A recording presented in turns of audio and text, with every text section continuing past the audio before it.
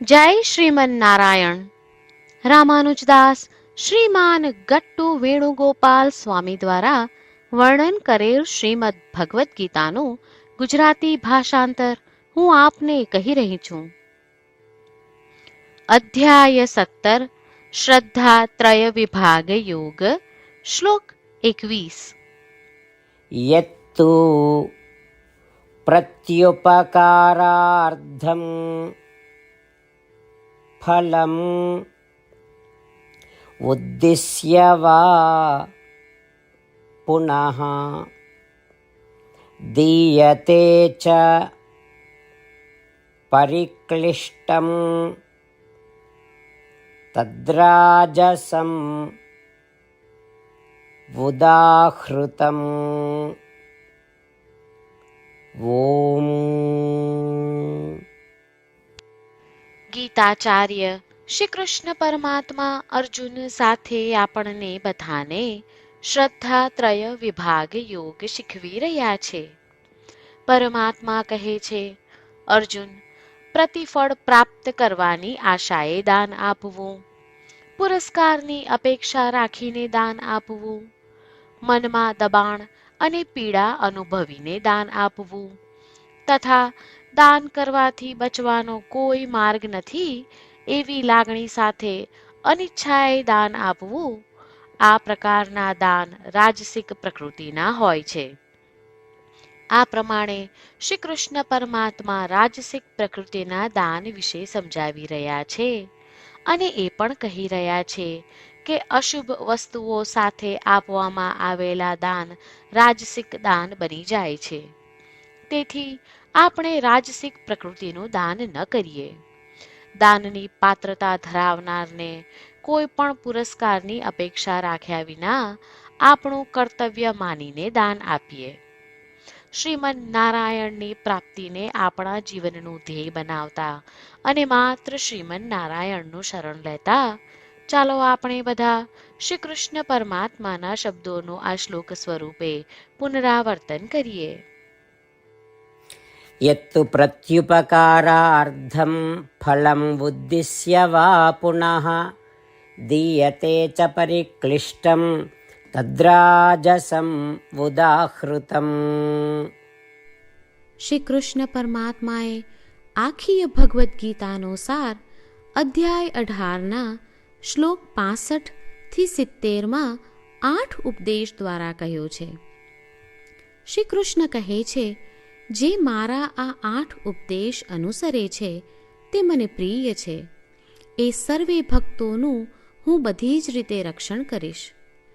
શ્રી કૃષ્ણ પરમાત્મા પાસેથી આખી ભગવદ્ ગીતા સાંભળ્યા પછી અર્જુન કહે છે, કરીશ્યે વચનમ તવ, એટલે કૃષ્ણ, હું તમારી આજ્ઞાનું પાલન કરીશ, તમે કહો છો એમ કરીશ.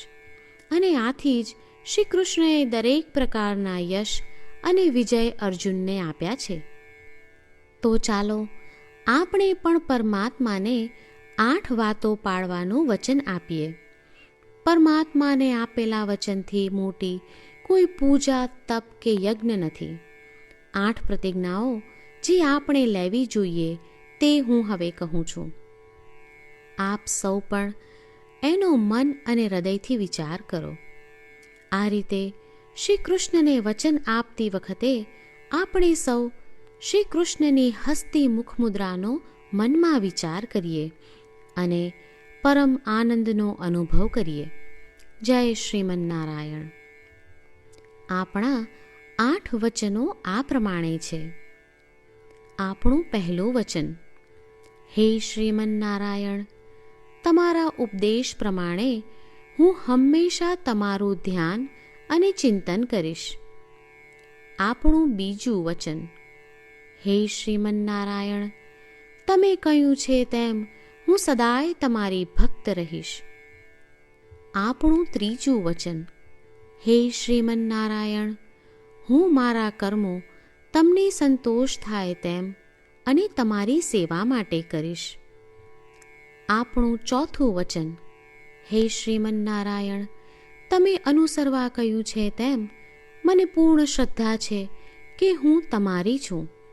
હું સદાય મારા હાથ જોડી તમને નમસ્કાર કરીશ, તમારી ભક્તિ કરીશ. આપણું 5મું વચન.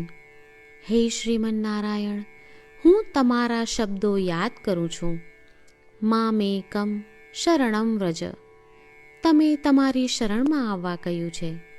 શ્રીમન્નારાયણ, હું માત્ર તમારા જ શરણમાં છું.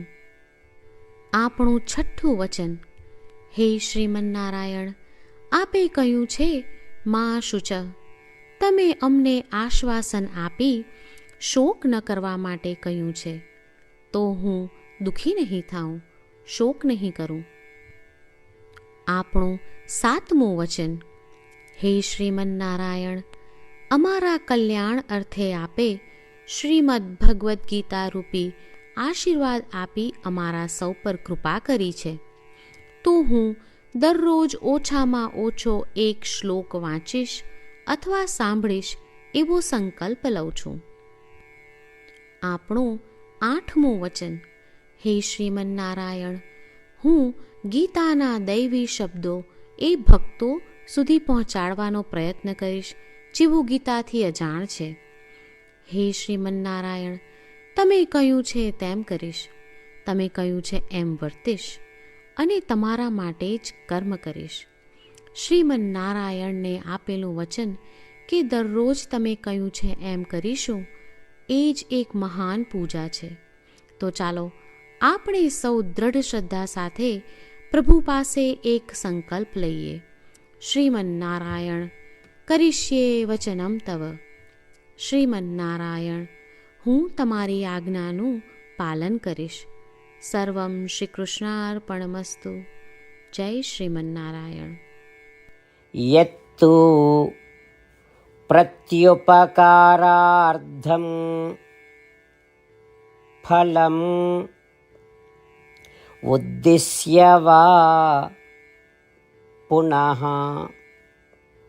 દીયતે ચ